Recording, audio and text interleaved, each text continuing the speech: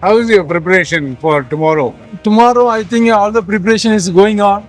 So all the machine commissioning is completed and the machine erection commissioning is over. We are going to make a live cutting on our BMC machines and turning, and we are going to display all the products. We are displaying almost 9 total exhibits are there, Okay. which includes CNC turning, milling. We have the upskilling desktop machines as well as the simulators.